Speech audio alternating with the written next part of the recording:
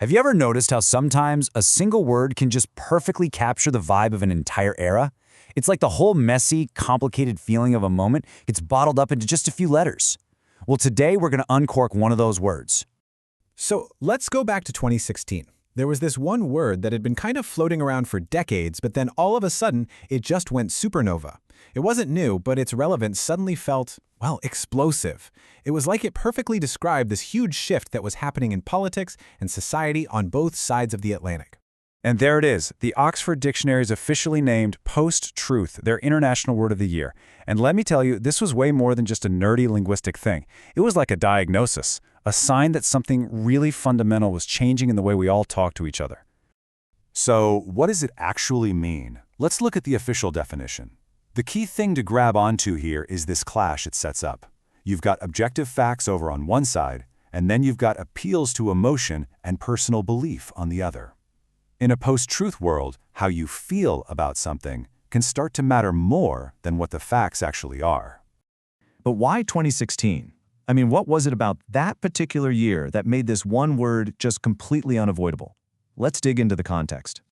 Get ready for this number. According to Oxford Dictionaries, the use of the word post-truth shot up by an incredible 2,000% in 2016 compared to the year before. I mean, just think about that. That's not a gradual increase. That's a linguistic explosion.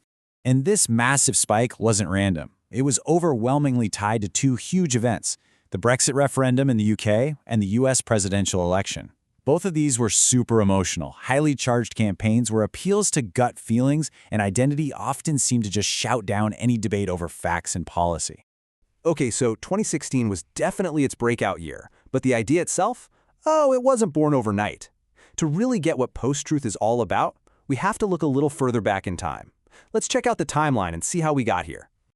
You can see the concept was brewing for decades. In 1992, the playwright Steve Tesich was the first person to actually coin the term post-truth. But even 20 years before that, the philosopher Hannah Arendt was writing about a chillingly similar idea she called defactualization. This is what Tesich wrote way back in '92. He was thinking about things like the Iran-Contra scandal and the First Gulf War. And what he saw was this really disturbing trend where it seemed like the public almost preferred a comforting story over a difficult truth. He suggested it was a choice we were making. And if you want to go even deeper down the rabbit hole, you run into philosophy. The 19th century philosopher Friedrich Nietzsche famously argued that our understanding of reality is always filtered through our own perspectives. For Nietzsche, there's no such thing as a pure, objective fact. There are only interpretations, all of them shaped by who we are. And this is that idea from Hannah Arendt, defactualization. She was writing about the Vietnam War era, and she saw a world so full of organized lying from the top down that citizens eventually lose the ability to even tell what's real and what's not. And at that point, she argued the line between truth and lies just becomes meaningless. This brings us to a really crucial question. Is post-truth just a fancy new word for lying, or is it something different? Is it just about spreading fake stories, or is it a much more complicated strategy that's all tangled up with power? Well, this brings us to two really different ways of thinking about the problem. The first approach is probably the one you've heard of most, information literacy. It's all about fact-checking, spotting fake news, learning how to tell what's true from what's false. But there's a deeper approach called critical pedagogy that asks us to go a step further. It's about analyzing how knowledge and power are connected, to ask why a certain story is being pushed and, who benefits from it. So this critical framework takes us way beyond just a simple true or false checklist. It forces us to ask tougher questions, like who actually gets to decide what counts as true in our society? What are the power dynamics playing out behind the information we see every day? And maybe most importantly, how do we challenge the systems that make these post-truth strategies so darn effective?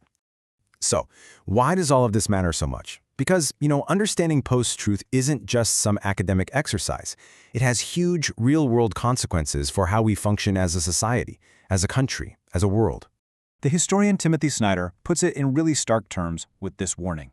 He argues that when we give up on the whole idea of a shared, factual reality, we're basically opening the door for leaders to create their own reality with spectacle and emotion. Without facts, he says, we have no way to defend ourselves. And the astronomer Carl Sagan saw this coming decades ago. He imagined this future where we become unable to tell the difference between what feels good and what's actually true. And he worried that if that happened, we'd just slide, almost without even noticing, back into superstition and darkness.